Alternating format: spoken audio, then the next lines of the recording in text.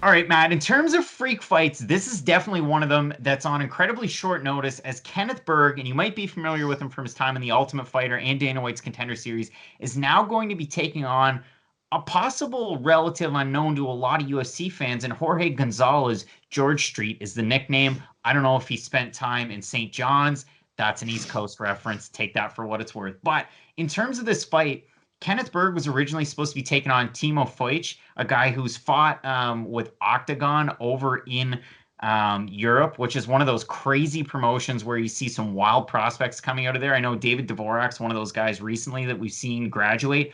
I was excited for the fight. Feich was a guy that trains at All Stars in Sweden, was some of the best in the biz, had a big win over Jeremy Kimball, and all of a sudden, big time chance against Kenneth Bergh. So I was getting ready to break that one down. I had the graphics all done up. All of a sudden, Feich is out of the fight, and in steps Gonzalez. And like I said, a lot of people might not be familiar with him. He's fought Vinny Magalhaes in the past. They were supposed to rematch in the PFL last year, but Gonzalez was out due to injury. Oh, by the way, this fight was already scheduled some time ago. Let me take you back to that magical card. Matt, you don't actually know this before we're starting here. This fight was scheduled originally as the co-main event to Oscar De La Hoya's foray into mixed martial arts. This was going to be the Damn. co-main event of Chuck Liddell, Tito Ortiz 3.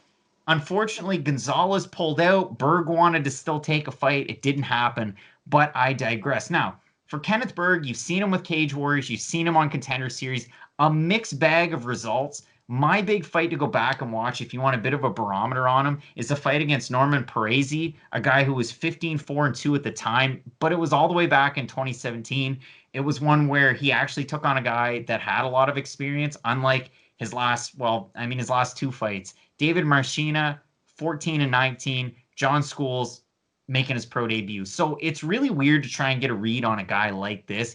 He trains out of a great camp with guys the likes of, and I'm sure you've heard of them at Frontline MMA, Jack Hermanson, and of course, the man himself, Emil Mack. So you get that.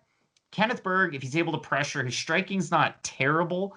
His clinch game's not awful. His ground game's not bad. But as soon as he takes on somebody that's better than him at any of those three things, they're going to cause him fits.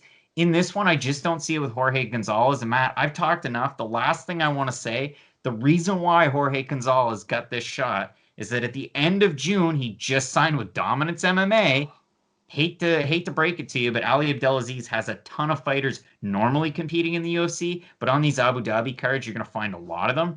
And also, Gonzalez was looking to come back and return from injury with UWC in Mexico and take a fight against a guy that I couldn't even find on the internet, in Carlos Rodriguez. Now he's going to come in here and take on Kenneth Bergh. Go back and watch the Jorge Gonzalez fight with Luke Barnett from ACA if you want an idea of this guy. He'll give one to take one. His striking's quite good, but if you can land combinations and pressure him, you're in for a good night. What do you make of this one? This is definitely a sleeper fight, and I don't mean that in a positive way. I very much mean that in a negative way. You're not going to see the highest skill level fight between these guys. And Kenneth Bergh, we haven't seen any part of his game, and you broke it down really well. If you're better than him at any one of the triangle of MMA, be it wrestling, striking, or grappling, you're normally going to be able to give him some fits. Like, here's the two troubling things. So you go way back to 2016 was when he was in The Ultimate Fighter season 23. That was Gedalia and Jan Jacek. He fights Eric Spicely. Eric Spicely just moves forward really quick, takes him down, gets the back, gets the rear naked choke in 33 seconds. Like, it was clockwork. So you think, all right, well, this guy's probably gained quite a bit. So he takes a long layoff between that crazy fight that I talked about with Cage Warriors 2017. He was booked against Modestas Bukauskas, that we're going to talk about later on. Then he was booked against Jorge Gonzalez. That fell through. Then he's on Contender Series against Antonio Truckley. And you can tell me, yeah, well, Truckley after the fight tested positive for nalondrone and got cut from the UFC. All right, that's fair. But if you look at that one, Bergh pushed the pace. The fight goes to the mat. Truckley reverses him and gets the submission. It's one of those things where as soon as he faces some adversity from a grappler like that, he's going to lose. And in terms of striking, he's taking on inferior strikers so far. So it's tough to get a gauge there. But with Gonzalez coming back off an injury and taking on a guy like this, I think it spells a quick end for Gonzalez.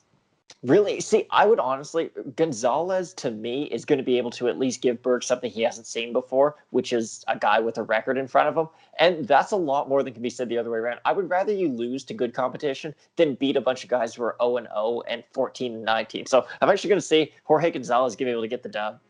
Matt's a wild man. I'm going to go with Norway's own Kenneth Bergh. You're not going to want to miss the rest of the predictions for the card, including an extended look at the main event between Calvin Kattar and 50K Dan Ige. Make sure you keep it locked in with Fight Night Picks, Matt. And as we always say, let's get into it.